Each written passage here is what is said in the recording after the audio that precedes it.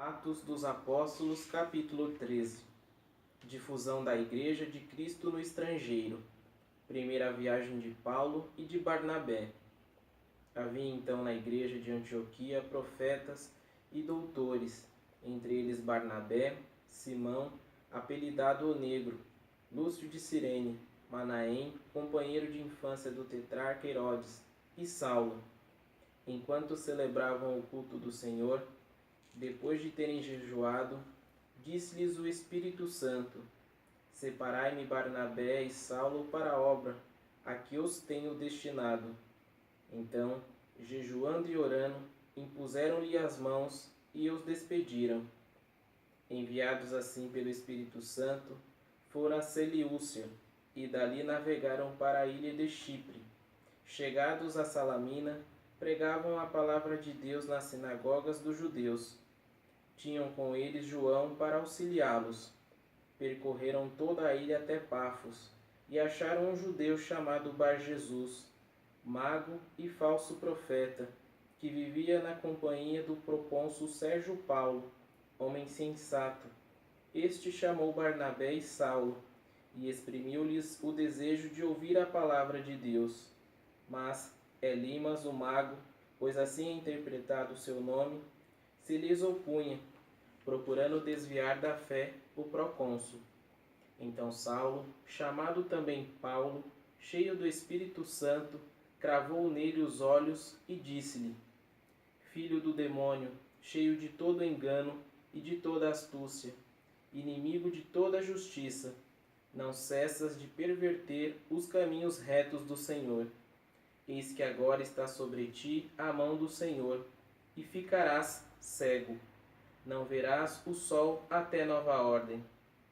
Caíram logo sobre ele a escuridão e as trevas, e andando à roda, buscava quem lhe desse a mão. À vista desse prodígio, o procônsul abraçou a fé, admirando vivamente a doutrina do Senhor. Paulo em Antioquia da Pisídia. Paulo e seus companheiros navegaram de Pafos e chegaram a Perge, na Panfilha, de onde João, apartando-se deles, voltou para Jerusalém. Mas eles, deixando Perge, foram para Antioquia da Pisídia. Ali entraram em dia de sábado na sinagoga e sentaram-se. Depois da leitura da lei e dos profetas, mandaram-lhes dizer os chefes da sinagoga: Irmãos, se tendes alguma palavra de exortação ao povo, falai-a. Paulo levantou-se, fez um sinal com a mão e falou: Homens de Israel, e vós que temeis a Deus, ouvi. O Deus do povo de Israel escolheu nossos pais e exaltou este povo no tempo em que habitava na terra do Egito, de onde os tirou com o poder de seu braço. Por espaço de 40 anos, alimentou-os no deserto, destruiu 7 nações na terra de Canaã e distribuiu-lhes por sorte aquela terra durante quase 450 anos. Em seguida, lhes deu juízes até o profeta Samuel. Pediram então um rei, e Deus lhes deu, por 40 anos, Saul, filho de Cis, da tribo de Benjamim. Depois, Deus o rejeitou e mandou-lhes Davi como rei, de quem deu este testemunho: Achei Davi, filho de Jessé, homem segundo o meu coração, que fará todas as minhas vontades. De sua descendência, conforme a promessa, Deus fez sair para Israel o Salvador Jesus. João tinha pregado, desde antes da sua vinda, o batismo do arrependimento a todo o povo de Israel. Terminando a sua carreira, dizia: Eu não sou aquele que vós pensais, mas após mim virá aquele de quem não sou digno de desatar o calçado. Irmãos, filhos de Abraão, e os que entre vós temem a Deus, a nós é que foi dirigida a mensagem de salvação. Com efeito, os habitantes de Jerusalém e os seus magistrados não conheceram Jesus, e sentenciando-o, cumpriram os oráculos dos profetas, que cada sábado são lidos. embora não achassem nele culpa alguma de morte, pediram a Pilatos que lhe tirasse a vida. Depois de realizarem todas as coisas que dele estavam escritas, tirando-o do madeiro, puseram-no num sepulcro. Mas Deus o ressuscitou dentre os mortos.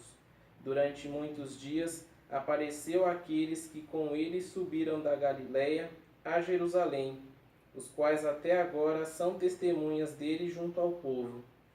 Nós vos anunciamos a promessa feita a nossos pais. Deus a tem cumprido diante de nós, seus filhos, suscitando Jesus, como também está escrito no Salmo 2: Tu és meu filho, eu hoje te gerei. Que Deus o ressuscitou dentre os mortos, para nunca mais tornar à corrupção. Ele o declarou desta maneira: Eu vos darei as coisas sagradas prometidas a Davi. E diz também noutra passagem: Não permitirás que teu santo experimente a corrupção. Ora, Davi, depois de ter servido em vida aos desígnios de Deus, morreu. Foi reunido a seus pais e experimentou a corrupção. Mas aquele a quem Deus ressuscitou não experimentou a corrupção. Sabei, pois, irmãos, que por ele se vos anuncia a remissão dos pecados. Todo aquele que crê é justificado por ele de tudo aquilo que não pode ser pela lei de Moisés. Cuidai, pois que não venha sobre vós o que foi dito pelos profetas. Vede, ó desprezadores, pasmai e morrei de espanto, pois eu vou realizar uma obra em vossos dias, obra em que não creríeis, se alguém vô-la contasse. Ao saírem, rogavam que lhes repetissem essas palavras no sábado seguinte. Depois que a assembleia terminou, muitos judeus e prosélitos devotos seguiram Paulo e Barnabé, os quais, com muitas palavras, os exortavam a perseverar na graça de Deus. No sábado seguinte, afluiu quase toda a cidade para ouvir a palavra de Deus. Os judeus, vendo a multidão, encheram-se de inveja e puseram-se a protestar com injúrias contra o que Paulo falava. Então, Paulo e Barnabé disseram-lhes resolutamente: Era a vós que em primeiro lugar se devia anunciar a palavra de Deus. Mas por que a rejeitais e vos julgais indignos da vida eterna? Eis que nos voltamos para os pagãos, porque o Senhor assim nolo mandou. Eu te estabeleci para seres luz das nações, e levares a salvação até os confins da terra. Essas palavras encheram de alegria os pagãos, que glorificavam a palavra do Senhor. Todos os que estavam predispostos para a vida eterna fizeram ato de fé. Divulgava-se assim a palavra do Senhor por toda a região, mas os judeus instigaram certas mulheres religiosas da aristocracia e os principais da cidade, que excitaram uma perseguição contra Paulo e Barnabé e os expulsaram do seu território. Estes sacudiram contra eles o pó dos seus pés e foram a Icônio. Os discípulos, por sua vez, estavam cheios de alegria e do Espírito Santo.